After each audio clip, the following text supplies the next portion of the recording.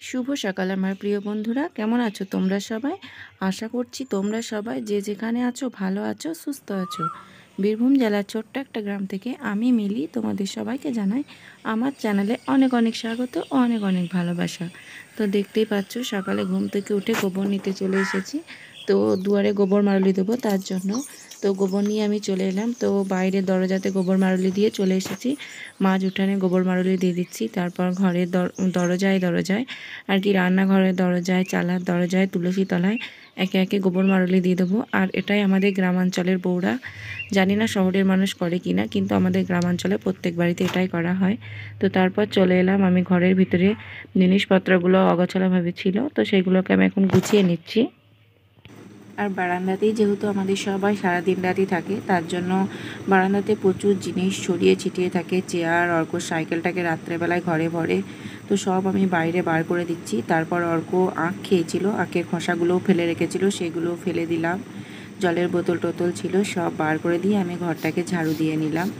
তো বন্ধুরা, ঘর ঝাড়ু দিয়ে আমি চলে এসেছি বাইরের উঠানটাকে ঝাড় দিতে। তো এখনও কেউ ওঠেনি, তেমন মাও ওঠেনি, বাবা উঠেছে, বাবা গরুগুলোকে বার করে দিচ্ছে। আর আমি ঘুম থেকে উঠে দুয়ারে জল টল দিয়ে দিলাম।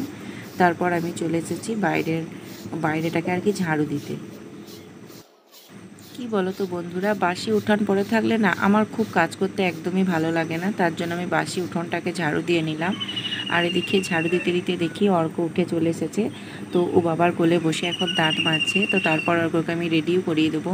আর এদিকে আমাদের কাছে কাঁঠালগুলোকে দেখো, কিছুদিন আগেও কত ছোট ছিল, এখন কিন্তু বেশ বড় হয়ে গেছে। এই গাছেও রয়েছে দুটো চারটে, কিন্তু বেশি আসেনি এবছর যেহেতু গাছে কাঁঠালগুলো। তো তারপর আমি চলে এলাম অর্ককে রেডি করিয়ে দিতে। তো অর্কর যেহেতু 6:30তেই স্কুলে রেডি চলে যেতে হবে, তার জন্য অর্ককে ড্রেস পরিয়ে একদম রেডি করিয়ে দিচ্ছি।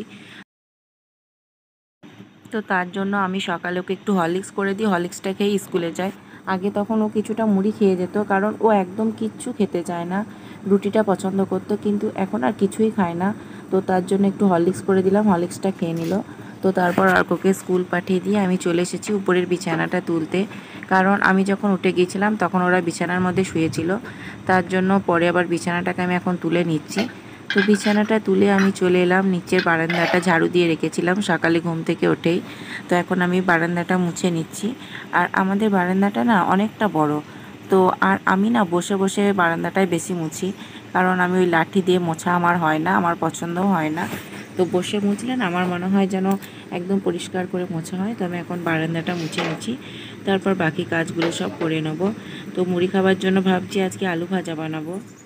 তো বন্ধুরা, মুড়ি খাবার জন্য আলু ভাজা বানিয়ে চলে এসেছি গরুর গোয়াল, গরুগুলো যেখানে বাঁধা রয়েছে ওখানটা পরিষ্কার করতে।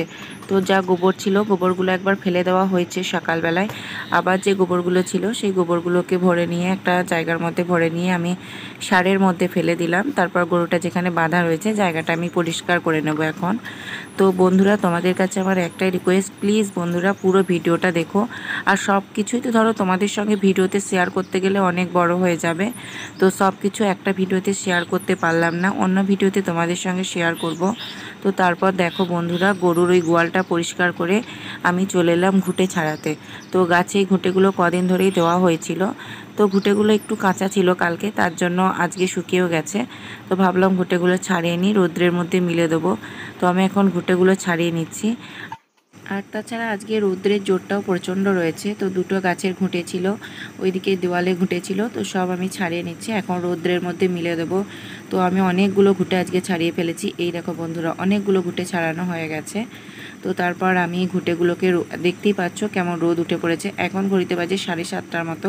আর কি সুন্দর হাওয়া দিচ্ছে দেখো বন্ধুরা, তোমরা দেখলেই বুঝতে পারবে। তো আমাদের বাড়ির চারিপাশেই যেহেতু গাছ রয়েছে, আর কি সুন্দর হাওয়া বাতাস দিচ্ছে দেখো। আর আমি যেখানে ঘুঁটেটা মিলছি না, এখন 7:30টা বাজছে, কিন্তু প্রচণ্ড রোদ চলে এসেছে।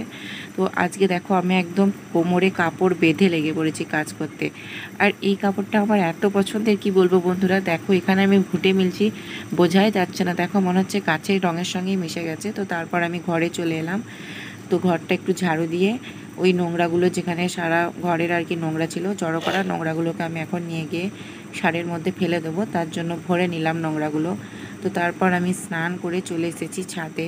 তো তোমাদের দাদা ভাইয়ের কিছু জামা কাপড় ছিল, মানে কিছু শীতের জ্যাকেট ছিল, সেইগুলোকে হালকা জ্যাকেটগুলো ছিল সেইগুলোকে কেচে মিলে দিয়ে চলে এলাম নিচেতে। আর আজকে দেখো আমি পান্তা ভাত খাবো।